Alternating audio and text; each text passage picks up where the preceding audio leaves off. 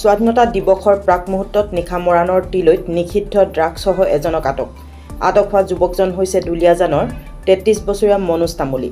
যুৱকজনে AS06Q 7940 নম্বৰৰ বাইকখনেৰে মৰাণলৈ আহি থকা অৱস্থাত মৰাণ আৰক্ষীৰ নাকা চেকিঙত ধৰা পৰে।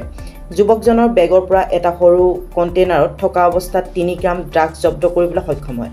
মৰাণ অইলত কৰ্মৰত মনোজ তামুলী কৰ্মসূত্ৰে মৰাণ পিয়লি নগৰত বসবাস কৰিছে। আজি আমি দেখিলোঁ মৰাণ অভিমুখে এখন বাইক লৈ এজন যুৱক আহি আছিল।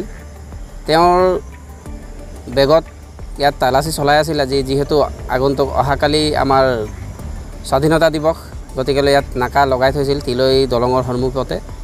তাতে আমি আজি দেখিলোঁ সেই ল'ৰাজনৰ বেগৰ পৰা 2.98 গ্ৰাম ড্ৰাগছ জব্দ কৰিছে। আৰু লগত তেওঁ অইল ইণ্ডিয়াত যিহেতু কৰ্মৰত, তেওঁ অইল ইণ্ডিয়াত চাকৰি কৰে। তেওঁ ঘৰ দুলীয়াজানত। তাৰপিছতে আৰু আমি দেখিছোঁ তেওঁৰ নাম হৈ গ'ল আপোনাৰ মনোজ তামুলী। তেওঁৰ নাম মনোজ তামুলী। তেওঁ অইল ইণ্ডিয়াত চাকৰি কৰে। তেওঁ 2.9 গ্ৰাম আমি ড্ৰাগছ তেওঁৰ তাৰ পৰা জব্দ কৰা দেখিছোঁ।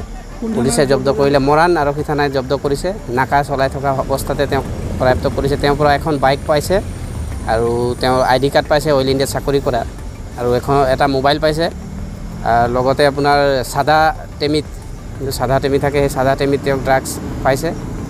এই গোটেইখিনি কৰায়ত্ব কৰি তেওঁলোকে আৰক্ষীত এতিয়া জব্দ কৰিছে। জব্দ কৰি তেওঁক এতিয়া মৰাণ আৰক্ষী থানালৈ লৈ যোৱা হৈছে। ঠিক আছে।